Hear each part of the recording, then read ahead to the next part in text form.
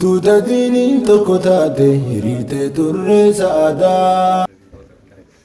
Tole seenaa waggaa lamaa ol osoo qalamaan barreeffamee taariikni gamtaa Dhillul Wahdaa keessatti gahee guddaa kan taphatan isaan galateeffachuudhaaf isaaniin ulfaadhaa galatooma kabajamaa jechuudhaaf isaan biratti argamna inshaallahu ta'ala. Gamanumaanuu sagantaa keenya sagantaa galateeffannaa ustaada keenya Abu Abdallah Aljimmi namni waan ittiin galateeffannu fidee irra nuu kaa'u amiira keenya tokkoffaa ustaad Salahaddin akkasuma amiira lammaffaa ustaad Abu Sabir akkasitti sagantaa galataa san waliin qabanii fuudhanii irra nuu kan kaa'anu ta'a.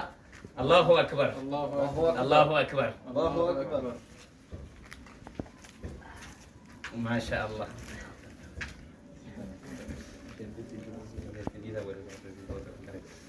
Tole seenaa waggaa lamaa ol osoo qalamaan barreeffamee taariikni lama gara waggaa sadii ol nu tajaajilaa turanidha. Sagantaa garaagaraa nu mijeessuudhaan akkasuma sagantaa qofa osoo hin taane amiirummaallee qabanii sagantaallee nu qabanii barreessaa sagantaa turanii kanneen hunda waa hedduu ofirratti majmu'aa kana walumaa galatti guutuu isaa fudhatanii mataa ofirraa kaa'achuudhaan nama hundarraa bakka bu'anii tajaajilaa kan as gahanidha. Namni kun nama galataan maluu jechuudhaan kennaa hanga kana. Sagantaan nuti irratti argamnu akkuma jarri dubbatanii sagantaa galateeffannaa baabaa keenya. Ruuhii gamtaa kanaati lubbuu gamtaa kanaati eega waggaa lamaa fi isaa walii fi dadhabbii guddaa qabanii akkasitti galatoomaa jenna.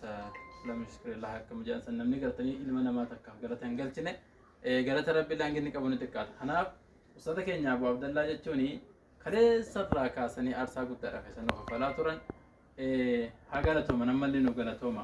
Kanaafuu inshaallah ta'ala ammallee ifaajee hedduudhaaf isan duraa qaban ganaallee ifaajee hedduudhaaf isan ganaa hojjechuu deeman jajjabinaaf inshaallah ta'ala. Isaan galateeffachuudhaaf koroneelii Dhillul Wahdaa gamtoomni guddina mul'iftu islaamummaa kallacha kaleessa rabsaa diinal islaam faaya bareedina gamtooma mul'ifna dhaloota qur'aanaan diiniin qaroominsina caaya fakkii hunda gamtaa tokkummaadha caaya Dhillul Wahdaa duniyaa mul'ifna caaya fakkii hunda gamtaa tokkummaadha caaya Dhillul Wahdaa الدنيا ملفنا gamtoomni guddina mul'iftu islaamummaa kallacha kaleessa rabsaa diinal islaam faaya bareedina gamtooma mul'ifna dhaloota qur'aanaan diiniin qaroominsina caaya fakkii Tutadini tokotate hirite turre saada. Waltaataniti walumaan gahuuf kaatan galma yaada. Khidmaa diiniitiif ifaada jirtan godhatanii aadaa. Nuuf milkaa'aa hundi keessan gamtaa majmu'atul wahdaa. Khidmaa diiniitiif ifaada jirtan godhatanii aadaa. Nuuf milkaa'aa hundi keessan gamtaa majmu'atul wahdaa. Bismillahi maqaa rabbiin dubbitan too eegaladhaa. Barakaan sirra barbaada amma sumaattiin hirkadhaa.